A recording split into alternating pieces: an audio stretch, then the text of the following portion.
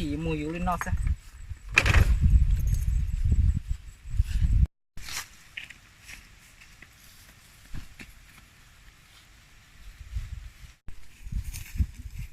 ô tụi mình là chả chỉ rong liu như chúng nó chỉ tao món no liu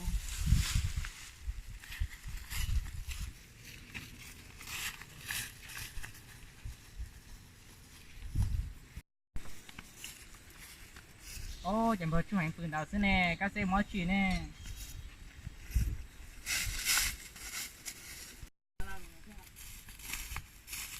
ô chú hành cóปืนsao chú hành ô bữa xa tôi làm một chỉ tôi đây kìa nhớ rong nhớ rong đó nó một cần đại rong trà ha cô cả tao rong phía ta chịu một lứa cờ nên nhớ trả xin luôn nó thì chúng ta thêm đây là lại có đâu đi ra ô này chấm đây cô trong đó đi thế giờ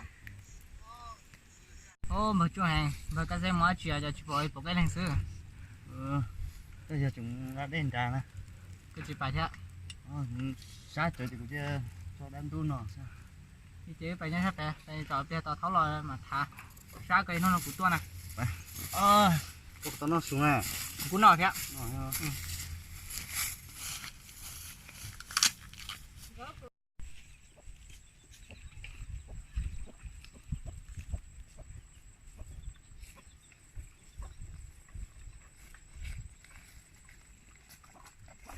ô mù chỉ tôi sao tụi nó nhiều chi rồi xe thế thế rồi dừng đàn này ô tiền giờ tháo lòi đấy giờ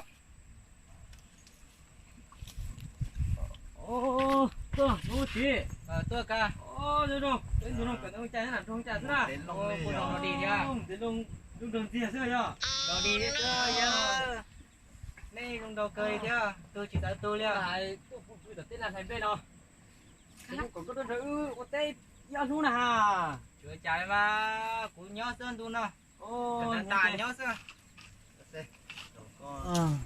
còn tuột trò thế giờ chỉ xa nó cũng bán lại lê đó ô muốn thấy luôn đâu mua nó rồi tôi muốn thấy này im chìm đấy xa cờ tiền nó có tôi chọn thôi xa cờ ở lại cứ đi là sẽ xa thế chị ở lại có là có tôi cho chị ở lại cứ đi chọn đấy chị cứ ôn tem một hai lệ em chắc cơ mà là cắt thôi cái sau là chị cơ mà là cắt thôi xã đào tôi bỏ khởi ta xã đào chị nếu muốn ôn tem mà tôi gà lìa chị bay bữa số hàng cứ muốn ôn tem nếu muốn ôn tem thì gọi là cắt thôi xã đào xã tiền cho có số tiền là cắt thôi à hiện tại để có quyền nó để cho định thao hả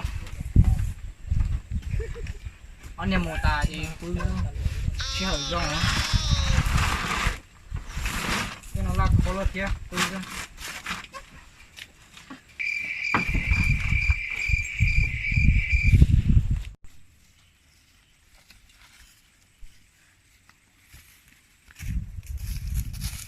ô bị đặt tỏ đi cho sạch ô trời này mưa chú hàng này chạy căng tầm bộ đi cho xe mà lên mệt đặt taเลยนะ mà chừng giảm thế cho không nó chưa hả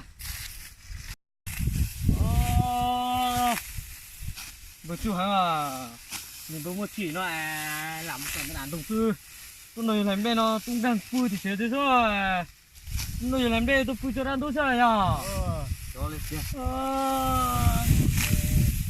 chuẩn cái đàn đồng tung đang nọ lại nhá ở bên hông thì có bên gì liền chơi tông nọ đâu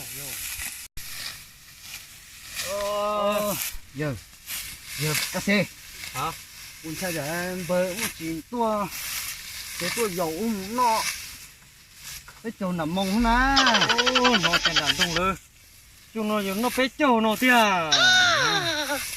phần tô chia đây chúng tôi làm đây nó chỉ cái tô chia chỉ muốn thôi nó phế châu đàn đồng tia tia mày đi ba na bưng na ba làm đây chỉ bởi vì nó phế châu đàn đồng nên ta họ lại cam ba tàu cũng chỉ mong có ná tô nhưng đơn riêng một thằng nó có là po cũng ba tàu ha ha còn tới chỉ có gì con ba chỉ lấy chỉ có gì chủ cá chỉ lấy tôi đi dùng nó chỉ muốn nó thả theo á cái thở muốn chỉ cho nó cái tuổi này nhân thế tao nó tôi ư thế gì mà chứ một thằng nó nản trong rồi á này thằng nó nản trong à chị rồi cho nên cá đâu anh thế mà bởi thế hồi rồi đây đi rồi bây giờ nào Nó phở gì? nó xuống nè. Một tay cho tôi thả nó. Mà muốn nó phổi thế giờ mà trông thả có đàn đông à? À. Cũng có thế giờ mà cho ba ư đi thế mà Tôi bay rồi thế, cuốn thế. Để đã tả luôn. Cái này mà, mà lại ưa. giờ cầm tung nó cái chỗ này rồi về hắn nói ta có đúng là chỉ trong nói do cái chỗ làm mong thế rồi về một cha rồi Ô, của cô xài có tí tiền, không một mà họ lấy tiền đàn đông mà. Lô lô lô đấy, chả phung dùng chưa? cho có mà chỉ chơi đúng chỉ bỏ cá là chứ nhưng mà nên hay giờ cho nó muốn nói rồi thế chả Thì ta mà giờ lò nó là cái thậu giờ rồi. Giờ có bên nó cái trâu nó tới mà. Cái gì cho ta cho nha. Nhá, nó cái trâu à? thì ưa nhiều giống nó thế tuổi của mua không có khả na vậy đó Ô, nhưng mà muốn thiệt là à, cho nên trong lời muốn thiệt là có cái trông, cái cũng mà nó không nhả ra. ta có tuần cái đi lần đi ô tô con nhẹ lo mà dọc Ta mà xả đi, muốn nhiệt thì nhấp cái trông này thì cái tư. Nó có nạt đông kinh nhảy du leo nhá, mà muốn thiệt chưa?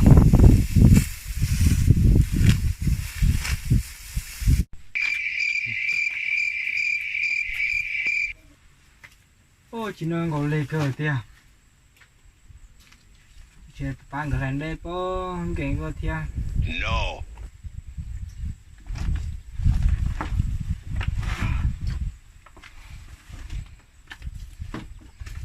Ô, anh này làm đây đầu cờ sao? Ôi, ba anh em làm đây cho trả liệu anh thì dự thiếu.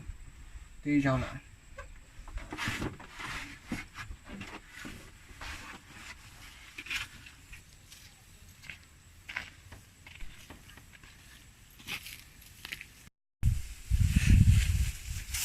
Ôi, giờ của phương cái đầu này làm đây tàn đầu cờ.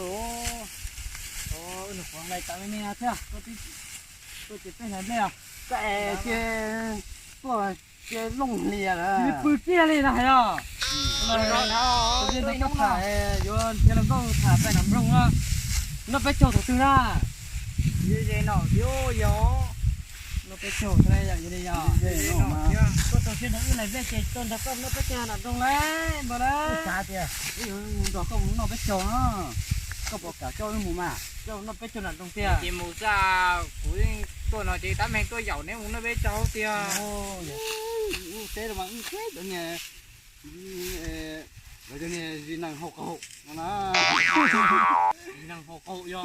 À chị nào? Với à? chúa nó có hay đâu rồi thì gì năng học hậu nó thế nào Ô, chị nào hồ cậu yo thế này. Chị nào hồ cậu này. gì năng học hậu mà tỷ do lúc hư đó nè Tôi bỏ lên đấy, lên nào. Vậy nên sao chị tuần đại mà cho mua ra tên đó thứ. bỏ nè lo là lo là quan năng cái lơ tia rồi nên năng học hậu như thế nào Bên mà bên mù. Của tôi bỏ ra đây, tôi bỏ lên này, tôi bỏ nè. nó muốn tỷ do lúc hư lúc đua gặp bỏ ra Ô, để nó mặc áo sao vô. vô cá rồi cái cá thế nó thằng ba kia Thế trong nó mà lại mua cho nặng hong, lấy lào.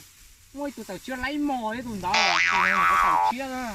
cá thế có bộ món nào cá thế Ô, mà một số thứ tia, tôi sẽ làm bên nó chè.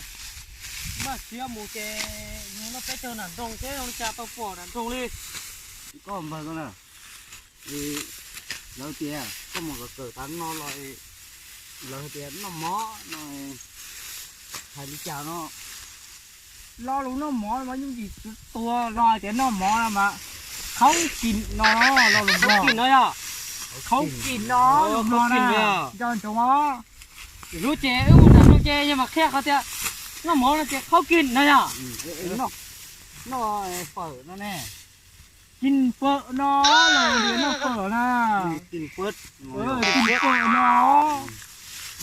Gì cái phở thì cũng chắc phải mà làm trong xe nhá. có phao đi coi thì thơ đi hả như cái thơ nó chia rồi mà cá thế Thôi giờ tiền này không bỏ tôi không câu từ tôi không có bị cản ấy nhẹ cái này chưa? I love you. Nó thế nào? Hai kia nó đơn nữ chị nữ nhện đấy chị nữ tế kìa chưa? อยู่เริ่มมีหนอจอนจงนะเราหลุดนอเราหลุดใกล้ชอบเราเราหลุดนอน่ะ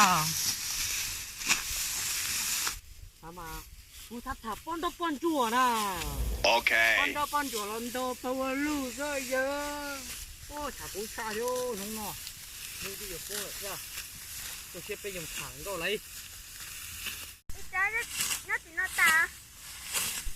ôi giờ thì nó không giờ tròn đủ chưa giờ cá té lò tháo một bó sao để chào mình té lốt thiếu chưa có tao một chế bó nhỏ nó trộn tu cờ này chứ để cho cơ lọ lên thế nào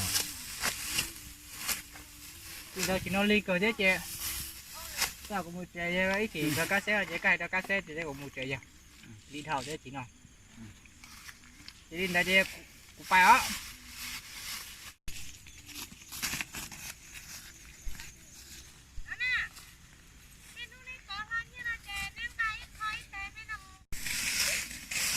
cú chỗ hàng ta bỏ cái làm cái xe một chỉ một từ na bật chế ô nó có plon đại bé này có thằng tụi này cha tôi làm chúng tôi mấy tung căng gì đấy thì à tụi nó nè này của họ go là họ nó phải trộn tu phải chế phải sôi nó chặt đầu à đi mà của trộn chia thôi ông nó chế ông chia thì mà thì lúc ta à tụi tôi mù chưa ta ta phải chết cho chuẩn về chế ta kia mà tốt pa